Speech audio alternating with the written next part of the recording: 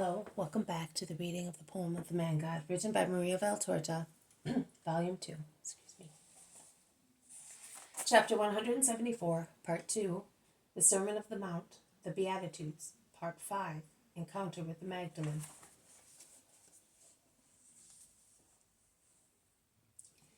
Jesus goes back to the crowds, towards the poor people, and gives them alms according to his own judgment. Everybody is now happy and Jesus can speak. Peace be with you.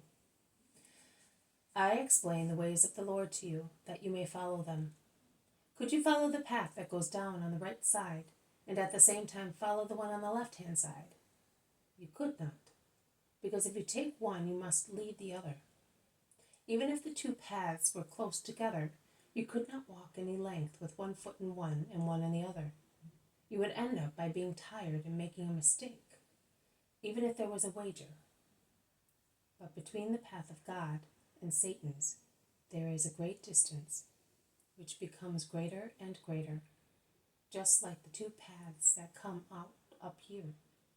But as they run down the valley, they become farther and farther from each other, as one goes towards Capernaum and the other towards Ptolemais. Such is life. It bestrides past and future, good and evil. Man is in the center with his willpower and free will. At the ends, on one side there is God and his heaven. On the other side, Satan and his hell. Man can choose. Nobody forces him. Do not say to me, Satan tempts us, as an excuse for descending towards the low path. Also God tempts with his love, which is very strong, with his words, which are most holy, with his promises, which are most alluring. Why then should you allow yourselves to be tempted by one only of the two, by the most undeserving one to be listened to? Are God's words, promises, love not sufficient to counteract Satan's poison? Consider that that is not to your favor. When a man is physically very healthy, he is not immune from contagion, but overcomes it quite easily. Whereas if a man is already ill and consequently weak, he will almost certainly die in the event of catching a new infection. And if he survives, he is more seriously ill than previously, because his blood lacks the strength to kill the contagious germs completely. The same applies to the superior part. If a man is morally and spiritually healthy and strong, you may be sure that he is not free from temptations. But evil does not strike roots in him. When I hear anyone say to me, I approached this man and that one, I read this book and that one, I endeavored to persuade this person and that one to do good, but in actual fact, the evil which was in their minds and in their hearts, the evil which was in the book entered my heart. I conclude, which proves that you had already created within yourself a suitable ground for penetration, which proves that you are a weakling lacking in moral and spiritual strength. Because we must derive some good also from our enemies. By watching their errors, we must learn not to fall into the same. An intelligent man does not become the laughingstock of the first doctrine he hears. A man saturated with a doctrine cannot make room in his mind for any other. This explains the difficulties met when one endeavors to convince those who are persuaded of other doctrines to follow the true doctrine.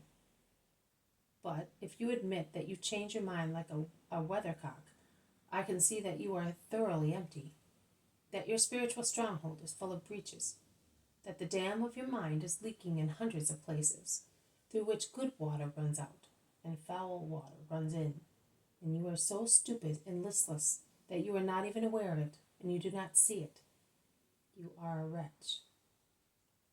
Of the two paths, therefore, choose the good one, and proceed on it, resisting to the allurements of senses, of the world, of science, of the demon.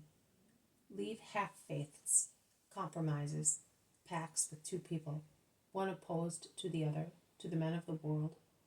They too should avoid them if they are honest. At least you, men of God, must shun them. You cannot have them either with God or with mammon. You must not have them with yourselves either, because they would be of no value. If your actions are a mixture of good and evil, they are of no value whatsoever. The entirely good ones would be cancelled by the bad ones. The evil ones would lead you straight into the enemy's arms. Therefore, do not indulge in them. Be loyal in your service. No one can serve two masters with two different minds. He will either love one and hate the other, or vice versa. You cannot be both of God and of mammon. The Spirit of God cannot be conciliated with the spirit of the world. The former ascends, the latter descends. The former sanctifies, the latter corrupts. And if you are corrupt, how can you act with purity? Senses light up in corrupt people, and other lusts follow senses. You already know how Eve was corrupted, and how Adam became corrupt through her. Satan kissed the woman's eyes and bewitched them, so that every aspect so far pure became impure for her, and roused strange curiosities.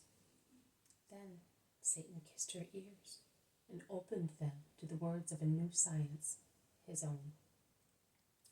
Also Eve's mind wanted to know what was not necessary.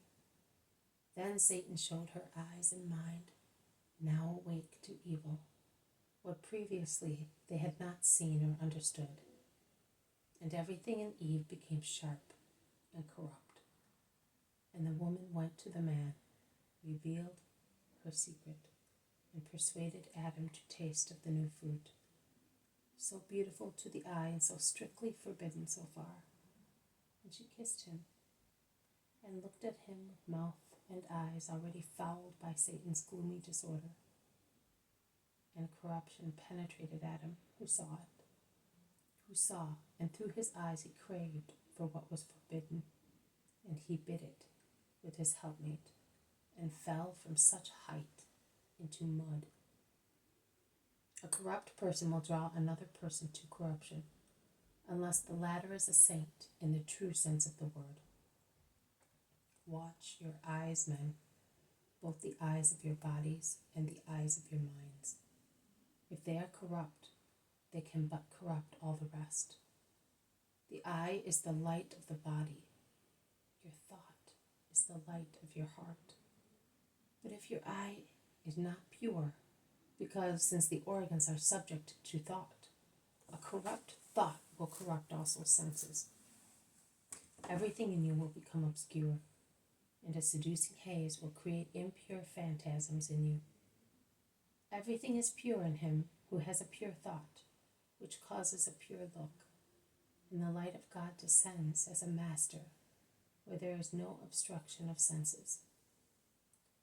But if out of ill will you have accustomed your eyes to disorderly visions, everything will become darkness in you. In vain you will look at the most holy things. In the darkness there will be nothing but blackness, and blackness will be the deeds accomplished by you. Therefore, O children of God, defend yourselves against yourselves. Look after yourselves diligently against all temptations. There is no evil in being tempted. An athlete prepares himself for victory fighting, but it is evil to be overcome because you are not prepared and you are negligent. I know that everything serves as a temptation.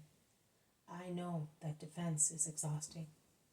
I know that it is tiring to have to struggle. But think of what you will gain through these things. And for 1 hour of pleasure, whatever kind it may be, would you like to lose an eternity of peace? What does the pleasure of the flesh, of gold, of thoughts leave you? Nothing. What do you gain by rejecting them? Everything. I am speaking to sinners, because man is a sinner. Well, tell me the truth. After satisfying your senses, your pride, your greed, have you felt fresher, happier, safer? In the hour following your satisfaction, which is always the time of meditation, have you sincerely felt that you were happy? I have never tasted the bread of sensuality, but I will reply in your stead, no. languor, unhappiness, uncertainty, nausea, fear, restlessness. That was the juice squeezed out of your hour, out of the hour spent in pleasure.